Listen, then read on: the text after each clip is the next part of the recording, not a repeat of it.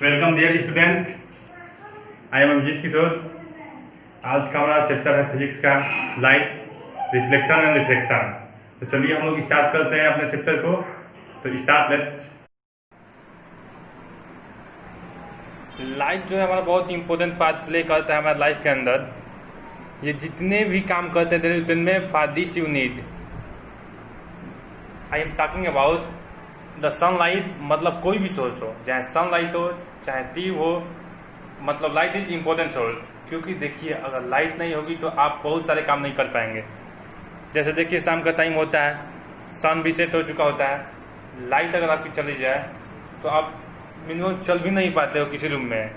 अब कभी किसी चीज़ से टकरा जाते हो, we can not go, we can not change, we can not look after the things. आप कुछ भी नहीं कर पाते हैं because light is very very important.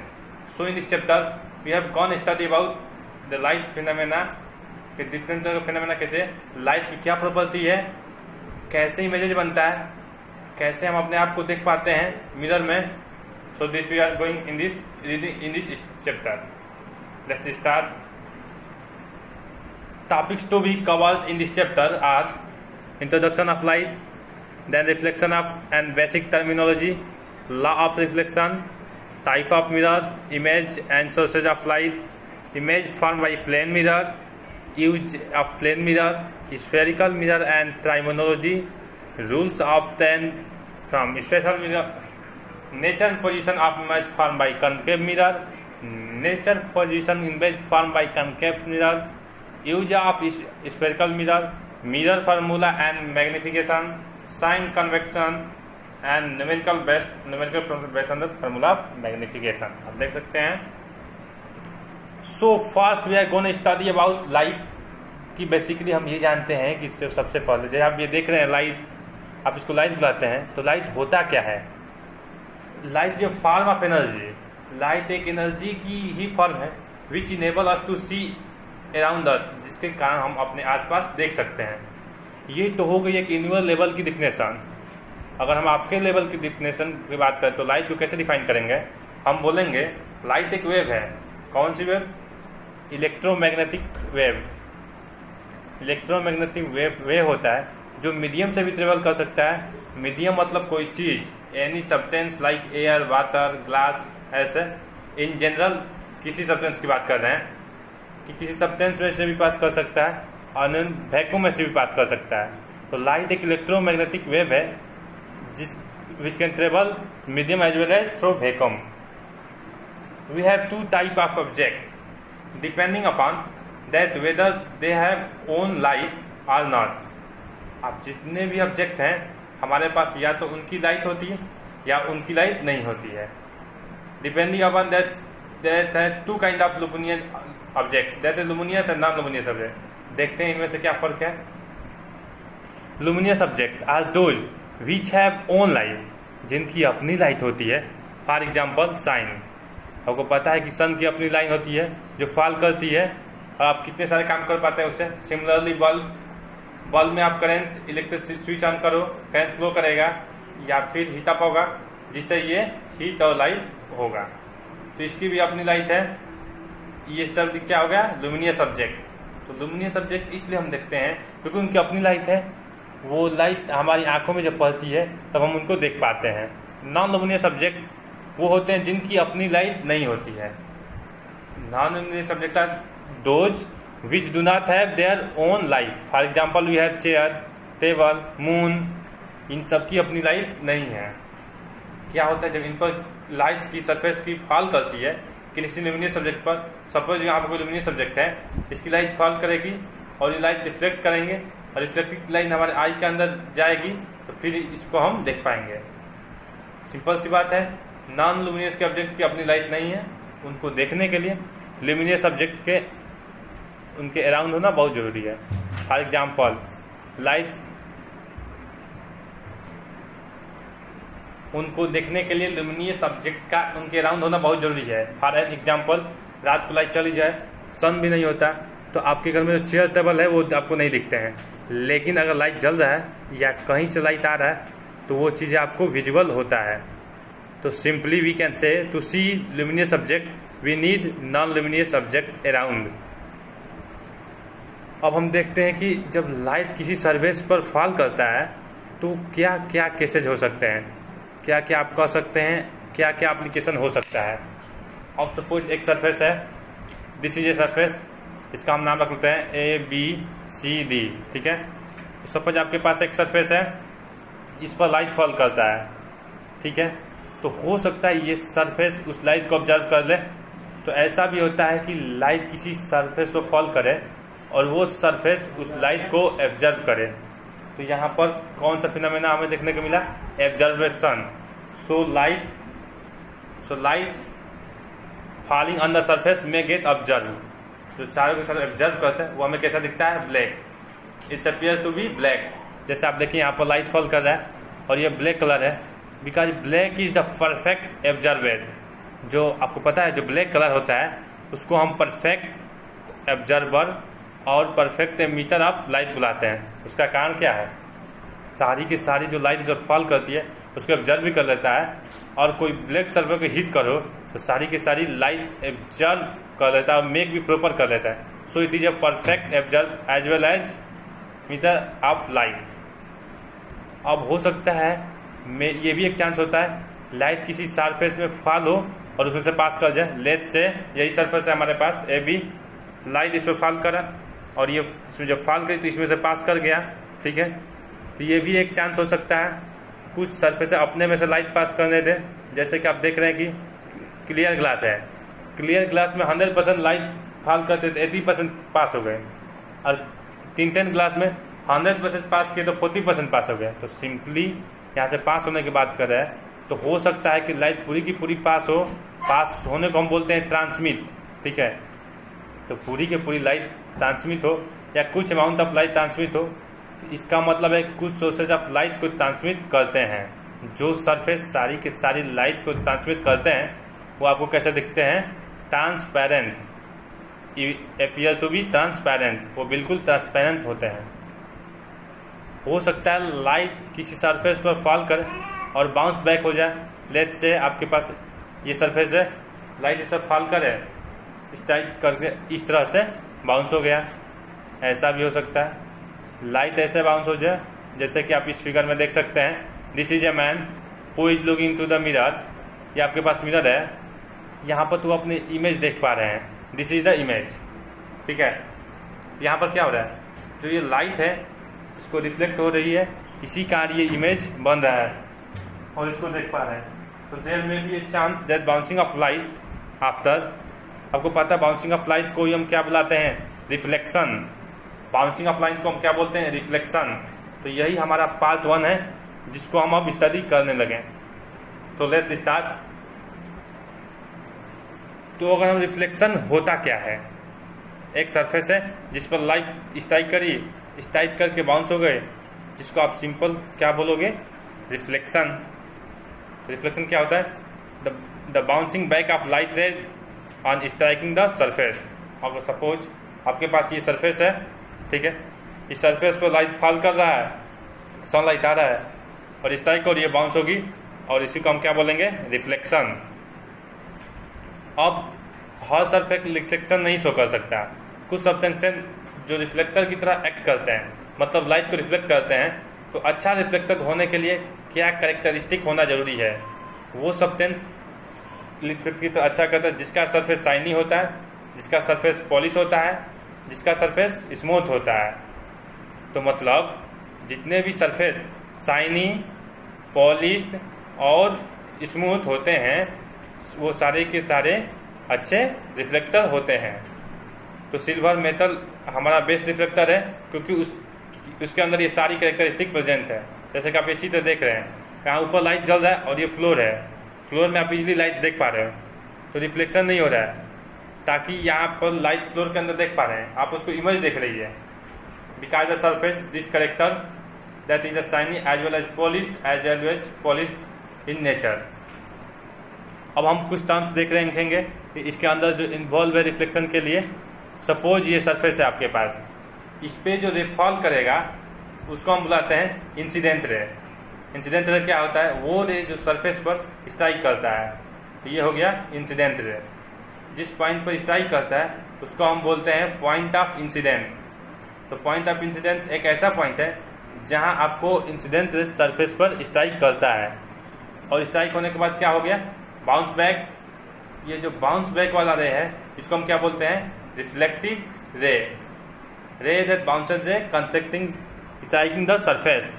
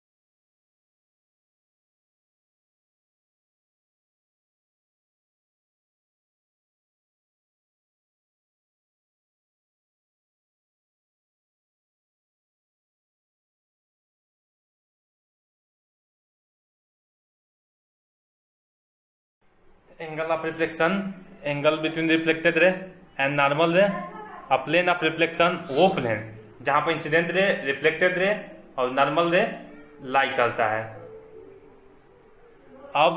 अब इन सारी चीज हमने टर्म पर एक बार समझ कर लेते हैं। लेट से आल सी दिस आल सरफेस, ये रहा जो फॉल कर रहा है, ये हमारे पास हो गया इंसिडेंट रे।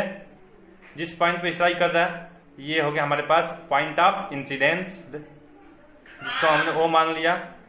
अब ये यहाँ से बाउंस बैक हो गया, ये हो गया रिफ्लेक्टेड रे, हमने पॉइंट ऑफ इंसिडेंस के परपेंडिकुलर ड्रा किया, ये हो गया हमारे पास नॉर्मल रे। इंसिडेंट ऑफ नॉर्मल का angle, angle of incidence, reflected of normal का एंगल, एंगल ऑफ रिफ्लेक्शन, और जहाँ पर ये सारी लाई कर रहा है इनको हम क्या बोलते हैं, प्लेन ऑफ रिफ्लेक्शन। तो ऐसे ही आप अपने कॉपी में इसको पढ़ने के बाद ड्रा करके पक्का लिखिए, क्योंकि आपको ये रे बनाना आना चाहिए और ये पॉइंटर्स बनाना आना चाहिए, ताकि आपको पता लगे जो स्ट्राइक कर रहा है और जो बाउंस कर रहा है उनमें क्या फर्क है, क्या डायरेक्शन का डिफरेंस है। अब ऐसे ही रहता है जो हमारे कुछ लॉ होता है, जो लॉ ऑफ रिफ्लेक्शन हम देखते हैं। पहला, incident ray, reflected ray and normal रे, ये सारे सेम प्लेन पर लाई करता है। इंसिडेंट रे, नॉर्मल रे और reflected ray, they are lie on same plane, और जितना एंगल ऑफ इंसिडेंस होगा उतना ही एंगल ऑफ रिफ्लेक्शन होगा। So we can say that angle I equal to angle R, angle of incidence equal to angle of reflection. तो ये जो दो बातें आपको ध्यान में रखेंगे, जो इंसिडेंट रे है, रिफ्लेक्टेड रे है और नॉर्मल रे है, they lie on same plane, और दूसरा angle of incidence always equal to angle of reflection. देखिए एक क्वेश्चन मैं आपको बताता हूँ। सपोज एक सरफेस है और इस पर एक नॉर्मल रे फॉल कर रहा है, तो यहाँ पर हम क्या बोलेंगे कि एक रे नॉर्मल फॉल करिए, आप कह सकते हैं यहाँ पर परपेंडिकुलर फॉल कर रही है। तो आपको क्वेश्चन आ जाएगा कि इसमें रिफ्लेक्टेड रे का पाथ क्या होगा, path will be the path of reflected ray. तो आपको याद रखना है, जब भी कोई रे नॉर्मली परपेंडिकुलर फॉल करेगा तो उसका जो पाथ होगा, तो आप कह सकते हैं रिफ्लेक्टेड रे कहाँ जाएगा, it will reach its path. तो इस केस में जो एंगल ऑफ इंसिडेंस है और एंगल ऑफ रिफ्लेक्शन है तो दोनों ही जीरो होगा, क्योंकि नॉर्मल रे कौन सा, तो angle of incidence equal to zero होगा, तो एंगल ऑफ रिफ्लेक्शन इक्वल है तो वो भी जीरो होगा। अब we have two sources of light depending on their size, जिनमें से लाइट आ रहा है। जो हमारे पास लुमिनियस सब्जेक्ट है उनकी साइज के अकॉर्डिंग सोर्सेज दो तरह के होते हैं, point sources and finite sources. Point sources वो होता है जिनका साइज बहुत ही छोटा होता है, और उनको हम कैसे रिप्रेजेंट करते हैं, रे डायग्राम में सिर्फ एक डॉट बनाकर रिप्रेजेंट करता है। तो जहां भी कहीं डॉट्स लाइट आ रही है, आप समझ गए वो एक पॉइंट ऑब्जेक्ट है, उसका साइज काफी छोटा है। दूसरा सोर्सेज है फाइनाइट सोर्स, जिसके कुछ हाइट होती है, दे हैव सर्टेन हाइट। तो इनको हम कैसे शो करते हैं, इस तरह से एरो बनाकर, ये इसका हेड है और ये इसका टेल है। जैसे कि ये कैंडल है, this is head and this is tail. तो कैंडल हो, मैन हो, आप कुछ भी चीज को ऐसे एरो से शो कर सकते हैं। तो जितने भी फाइनाइट सोर्सेज हैं उनको इस तरह से शो करते हैं। Similarly we have two type of mirrors, one is plane mirror and other is spherical mirror. Plane mirror वो होता है जिनका रिफ्लेक्टिंग सरफेस प्लेन होता है, जैसे कि ये प्लेन मिरर को हम रे डायग्राम रिप्रेजेंट करेंगे एक बड़ी सी लाइट बनाकर उस पर छोटी छोटी ऑब्लिक बनाकर। अब कैसे भी ऐसे दिया हो तो इसके मतलब ये प्लेन मिरर है। This is the way light uses to represent plane mirror in diagram. Spherical mirror वो होते हैं जिनका रिफ्लेक्टिंग सरफेस कर्व होता है, और वो कर्व ऐसा भी हो सकता है ऐसा भी हो सकता है, ठीक है। अगर डिप्रेशन हो तो वो उस वाले मिरर को हम क्या बुलाते हैं, कनकेव। अगर ऐसे वाइड हो तो उसको हम क्या बुलाते हैं, कन्वेक्स। तो दो तरह के स्फेरिकल मिरर हैं जिनका reflecting surface concave mirror, convex mirror का रिफ्लेक्शन जो होता है अंदर से होता है, इनसाइड से, और जो कन्वेक्स मिरर है उसका रिफ्लेक्शन आउटसाइड। आप देख सकते हैं। तो आप ठीक है, तो आप देख याद रखेंगे। जैसे कि आप फिगर में देख रहे हैं आउटर, ये आउटर है तो ये हमारे पास कन्वेक्स है, इसमें डिप्रेशन है, ये हमारे पास कॉनकेव है, मिरर है।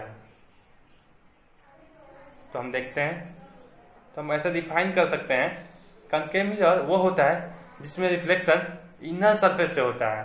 जैसे मैंने आपको बताया इसमें ये पॉलिश सरफेस बाहर वाला होता है और रिफ्लेक्शन इनर साइड से होता है, और कन्वेक्स वो होता है जिसके अंदर रिफ्लेक्शन आउटर सरफेस से होता है। मतलब इस तरह से आप रिप्रेजेंट कर सकते हैं, यहाँ पर रिफ्लेक्शन इज आउटर सरफेस से होता है। तो ये आपका बर्स्ट पोर्शन है, ये आपका कन्वेक्स मिरर है, और इसमें आपको डिफ्लेक्शन दिख रहा है, ये हमारा कॉनकेव मिरर है। अब दो तरह की इमेज यूज होता है, रियल और वर्चुअल। उससे पहले हम जानेंगे कि इमेज होता क्या है, क्योंकि इमेज जो है, image is form there where image उस पॉइंट पर बनती है वेयर रिफ्लेक्टेड रे मीट्स और अपीयर टू मीट्स। आप कह सकते हैं कि इमेज वहां पर बनता है, उस पॉइंट पर बनता है, as form at a point where reflected actually meet और अपीयर टू मीट। अब सपोज मैं आपसे कहें कि जैसे कि एक सरफेस है, यहाँ से एक रे आई और ये इस तरह से बाउंस बैक हो गई, ऐसे एक और रे आई और रिफ्लेक्ट होकर ऐसे चला गया, क्योंकि ये मीट कर रहा है पॉइंट पर एक्चुअल में, तो इस तरह से रिफ्लेक्टेड रे एक्चुअली मीट करेगा तो वहां पर इमेज बनता है। अपीयर टू मीट ये होता है, लेकिन अगर आप उसको प्रोड्यूस करें, आइंदा मेरा इमेज बने तो हमें लग रहा है कि एक पॉइंट पर मीट कर सकता है, तो ऐसे इमेज हमारे पास वर्चुअल होता है। वर्चुअल इमेज के बारे में जैसे कि मैं रे डायग्राम बनाऊंगा उस आप अच्छे से जान पाएंगे। अभी के लिए केवल याद है, आप देख सकते हैं पिक्चर में कैसे दर्शा रहे हैं। तो इमेजेस दो तरह के, रियल और वर्चुअल। देखते हैं। रियल इमेज वो होता है जब रिफ्लेक्टेड रे एक्चुअली एक पॉइंट पर मीट करता है तब बनता है रियल इमेज। मतलब reflected ray actually meet at the point. Suppose आपके पास ये ऑब्जेक्ट है और ये ऑब्जेक्ट अगर रियल इमेज बना है तो इमेज ऐसे बनेगा, मतलब इन्वर्टेड। रियल इमेज हमेशा ऑलवेज इन्वर्टेड होता है, मतलब साइड डाउन होता है। और रियल इमेज को हम स्क्रीन पर भी उतार सकते हैं। जैसे कि आप सबको सिनेमा हॉल में मूवी देखना पसंद है, वो जो भी इमेज है सिनेमा हॉल में देख पा रहे हैं, प्रोजेक्ट हो रहा है, they are all real image. Virtual image वो होता है जो रिफ्लेक्टेड रे एक्चुअली मीट नहीं करता है पॉइंट पर, but there appear to meet at a certain point. Virtual image वो होता है जैसे कि ऑब्जेक्ट ऐसा है और इमेज वर्चुअल बन रहा है तो वो भी ऐसा ही बनेगा।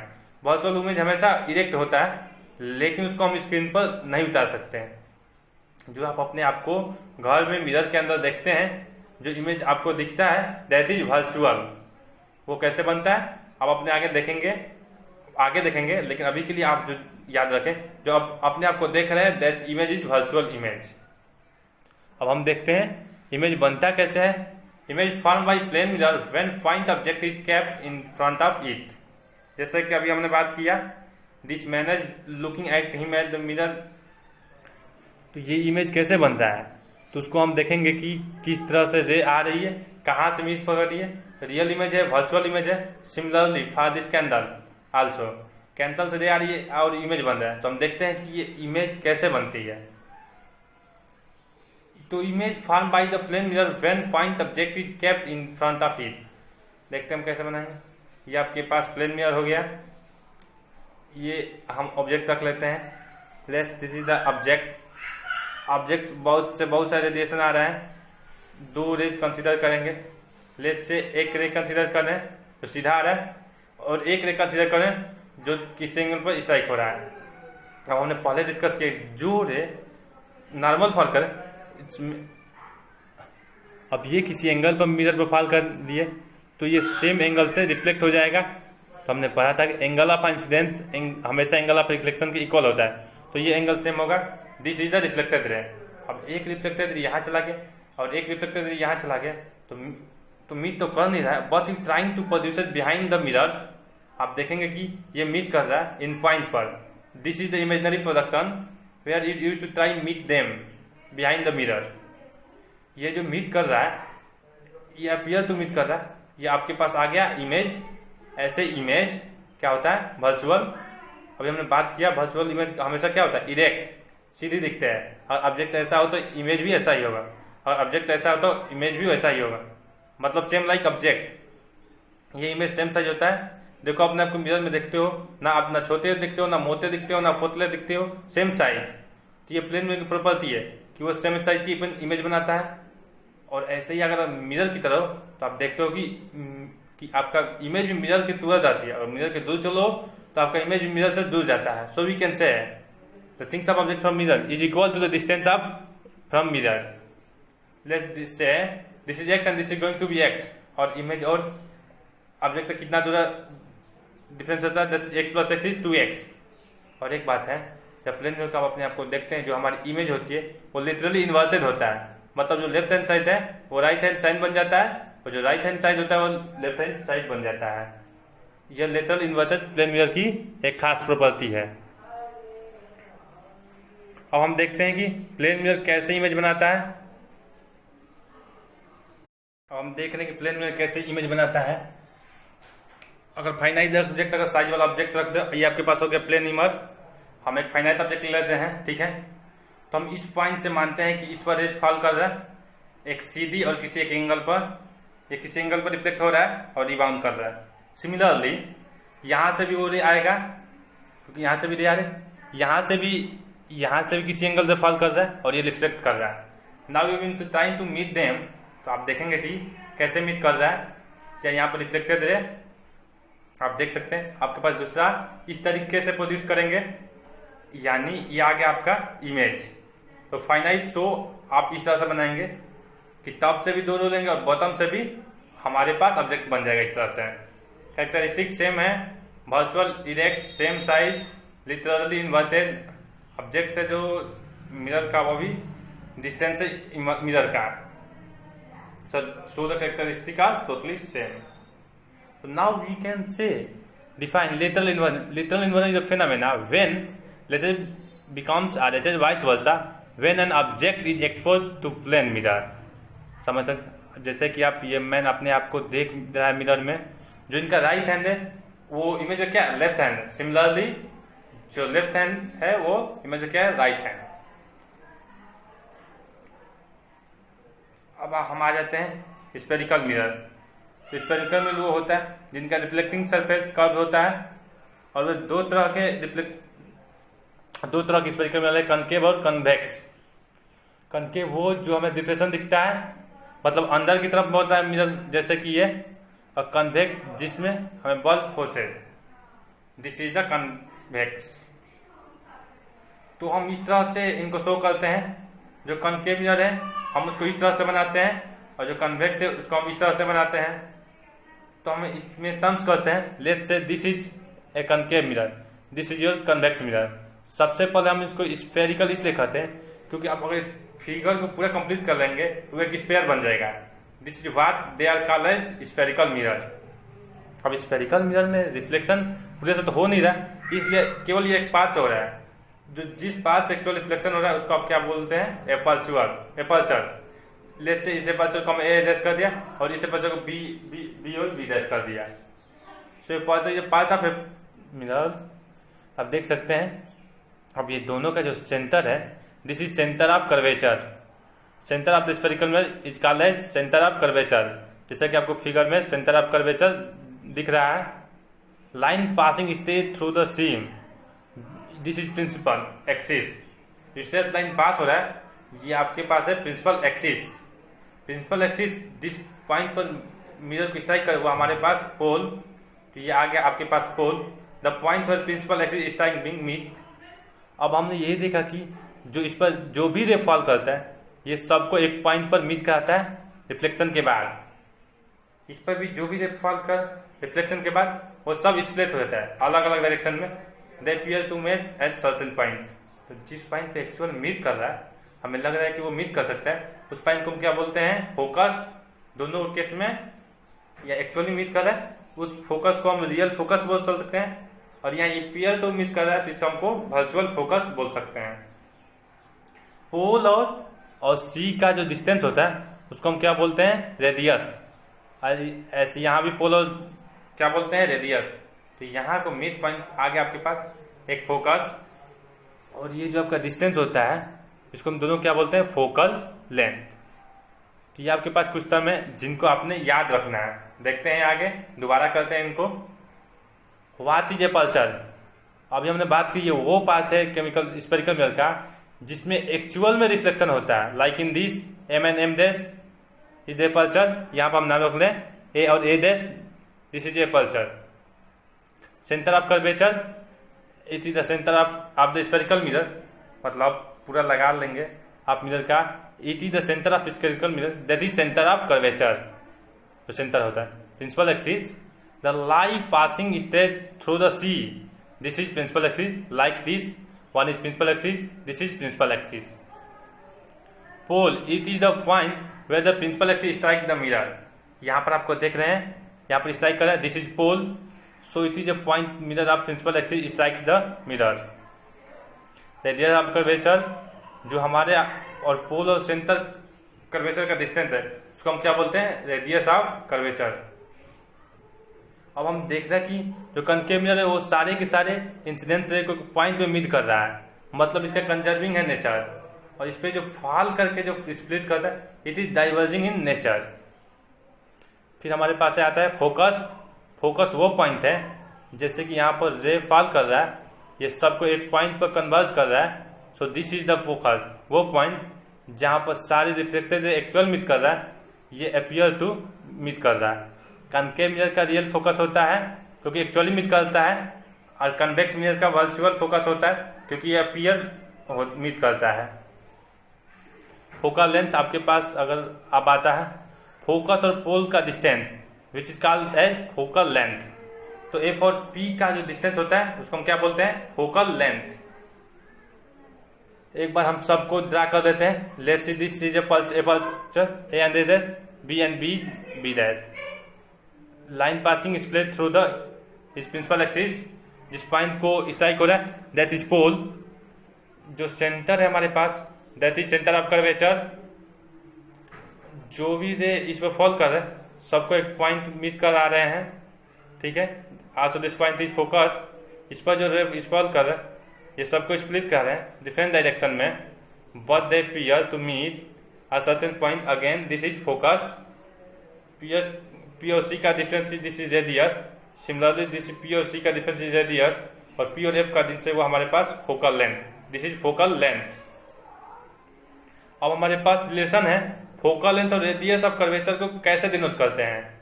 ये आपके पास है रेडियस और ये आपके पास है फोकल लेंथ। सिमिलरली ये आपके पास है रेडियस, ये आपके पास है फोकल लेंथ। फोकल लेंथ हमेशा रेडियस की आधी होती है। अगर आपके पास रेडियस 32 है तो फोकल लेंथ आपका पास उसका कैंसिल कर उसको 2 से डिवाइड करो तो आपके पास हमेशा 16 सेंटीमीटर होगा। सो it is always half of the radius. अब कनकेव मिरर हम इमेज बनाना चाहते हैं तो हमारे कुछ रूल्स हैं। पहला रूल्स है, अगर जो इंसिडेंस रे पैरेलल लाई आएगी प्रिंसिपल एक्सिस की which comes parallel to reflector passing through the act focus, हम बना लेते हैं। सपोज ये मिरर है, एक इंसिडेंट रे प्रिंसिपल एक्सिस के पैरेलल आ रही है तो वो रिफ्लेक्शन के बाद हमेशा फोकस से पास होगा। ऐसे ही दूसरा रूल है, अगर कोई रे फोकस से आ रहा है तो वो रिफ्लेक्शन के बाद पैरेलल हो जाएगा। लेट्स से आपके पास ये अब इंसिडेंट रे फोकस से आ रहा है तो जो रे फोकस से आएगा वो रिफ्लेक्शन के बाद पैरेलल हो जाएगा प्रिंसिपल एक्सिस में। तीसरा रूल, जो रे हमें लग रहा है कि सी से आ रही है, अब आप देखिए यहाँ सी से आ रहा है, इट विल रीट्रेस एक्सपर्ट, तो उसी पास में वो वापस चली जाएगी।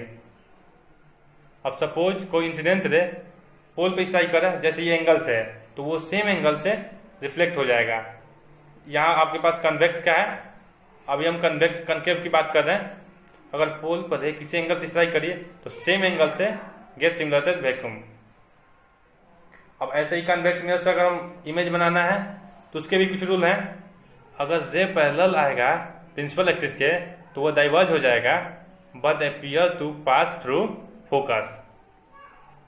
दूसरा रूल है, जो रे हमें लग रहा है कि सी से आ रहा है, इट विल रीच रे दिस पाथ, जैसे यहां से भी आ रही है तो इसमें भी डिस्टेंस हो रहा है। अब हम पढ़ने जा रहे हैं nature and position of image form bye concave mirror. तो कनकेव मिरर के लिए जब हम रे डायग्राम्स बनाएंगे कि इमेजेस कैसे कैसे बनते हैं, जब ऑब्जेक्ट्स की पोजीशन अलग होता है, तो उसको बनाने के लिए सबसे पहले आपको ये चार्ट याद रखना बहुत जरूरी है। अगर ये चार्ट आप अच्छे से याद रख लेंगे तो बहुत आसान रहेगा आपको इमेज बनाने में, क्योंकि ये आपको रिजल्ट पता ही पहले ही होगा, तो आपसे कोई गलती नहीं होगा। तो बेहतर रहेगा कि पहले आप इस चार्ट को अच्छे से लर्न कर लें। तो देखते हैं हम, क्योंकि जैसे ही आपके पास कनकेव मिरर है, हमारे पास अलग अलग पोजीशन है, जैसे ये पोल हो गया, फोकस हो गया, सेंटर ऑफ कर्वेचर हो गया, ठीक है, फोकल और फोकस के बीच में आते हैं, सॉरी। तो हमारा जो इमेज जो बनता है बिहाइंड द मिरर बनता है, इनलार्ज होता है और वर्चुअल और इरेक्ट होता है। आप देख सकते हैं, आप इसको याद कर लीजिए, ठीक है। अब हम ऑब्जेक्ट एफ से हटा के हम एफ पर लाते हैं। जब हम एफ पर लाते हैं तो हमारी इमेज इन्फिनिटी पर बनता है, और आप याद रखिए जो मिरर से जितना दूर इमेज बनेगा वो उतना बड़ा होगा। तो सबसे दूर होगा तो इमेज हाईली इनलार्ज, मतलब हाईली मैग्नीफाई, मतलब एक्चुअल में बनेगा, रियल और इन्वर्टेड होगा। और एफ और सी के बीच में लाते हैं ऑब्जेक्ट, जब एफ और सी के बीच में ऑब्जेक्ट लाते हैं तो इमेज सी के पीछे बनता है, बड़ा होता है, रियल और इन्वर्टेड होता है। और जब आप एफ और सी से ऑब्जेक्ट सी पर लाते हैं तो ये एक ऐसी पोजीशन है कि इमेज भी यहीं पर बनता है। एज सी पर ऑब्जेक्ट हुआ तो इमेज भी सी पर बनेगा, बिल्कुल सेम साइज का होगा और रियल में बनेगा, और आपको पता है कि रियल इमेज इन्वर्टेड होगा। अब हम देखते हैं, अब ऑब्जेक्ट सी के बियॉन्ड है। जब ऑब्जेक्ट सी के बियॉन्ड होता है तो इमेज कहाँ बनता है, एफ और सी के बीच में, क्योंकि मिरर के पास बन रहा है तो वो छोटा होता है और रियल और इन्वर्टेड होता है। अगर ऑब्जेक्ट कहीं इन्फिनिटी पर है तो इमेज कैसा बनेगा, फोकस पर बहुत छोटा होगा, क्योंकि ये बहुत पास है मिरर का, it is going to be point size या हाईली डिमिनिश्ड बोल सकते हैं, and gain it and real and inverted. ठीक है, आप जब इसको लर्न करेंगे जिसमें कुछ ऐसे पोजीशन हैं जिसके अंदर बिल्कुल अपोजिट कर, जैसा आप देखिए जब ऑब्जेक्ट एफ पर है तो इमेज इन्फिनिटी बन रहा है, ऐसे ही इसका उल्टा, जब ऑब्जेक्ट इन्फिनिटी पर है तो इमेज फोकस पर बन रहा है। ये तो आप कह सकते हैं बिल्कुल एक दूसरे के अपोजिट है। ऐसे ही इमेज जब ऑब्जेक्ट और सी एफ के बीच बन रहा है तो ये सी के पीछे बन रहा है। जब ऑब्जेक्ट सी के पीछे ऑब्जेक्ट है तो इमेज एफ और सी के बीच में बन रहा है। तो ये भी एक तरह से आप कह सकते हैं दोनों एक दूसरे के अपोजिट हैं। सी वाला तो बहुत ईजी है, एच सी पर तो एच सी पर ही बन रहा है, आप सिर्फ एफ और पी को अच्छा से याद करना है, और बाकी आपका बिल्कुल अपोजिट है। ये मैंने आपको बताया, जितना दूर बनेगा वो उतना बड़ा होगा, जितना पास बनेगा उतना छोटा होगा। सिर्फ पहला केस है वर्चुअल और इरेक्ट, बाकी सारे केस में जो इमेज है वो रियल और इन्वर्टेड है। तो आप इस तरह से चार्ट को पहले लर्न करके और लिख कर देखिए, फिर अपने सेल्फ टेस्टिंग करिए, फिर उसके बाद इसको आगे करिए, बनाना शुरू करिए। ठीक है, पहला हम कर रहे हैं फॉर कनकेव मिरर।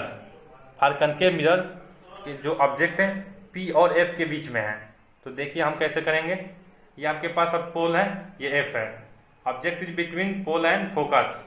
अब जब हम ऑब्जेक्ट से रे आ रहा है तो हम कंसीडर करते हैं, इसमें 4 रूल किए थे, इसमें से कोई भी 2 रूल कंसीडर कर लेते हैं कि हमारे पास अब इससे बहुत सारे रे आ रहा है। लेट से कंसीडर हम करते हैं इसमें से सीधी आ रही है, तो सीधी आती है वो रिबाउंड कर जाता है, ठीक है। और ऐसे ही हम मान रहे हैं कि एक रे, लेट से एक रे सीधी आ रही है हमारे पास, जो पैरेलल आ रहा है प्रिंसिपल एक्सिस के वो फोकस से पास करेगा, आपको पता है। और जो रे जो आपके पास शीश आ रहा है और हमें पता है कि वो रिबाउंड कर जाता है, तो ये दोनों मीट नहीं कर रहा है। लेकिन जब आपको बिहाइंड द मिरर प्रोड्यूस करे तो ये मीट करता है और ये इमेज आपके पास बनता है। तो ये जो इमेज होता है ये वर्चुअल इरेक्ट होता है, मैग्नीफाइड होता है और बिहाइंड मिरर होता है। एक बार और क्लियर से हम बना लेते हैं। देखिए ये आपके पास मिरर हो गया और एक पोल और ये फोकस हो गया और ये हमारे पास हो गया ऑब्जेक्ट।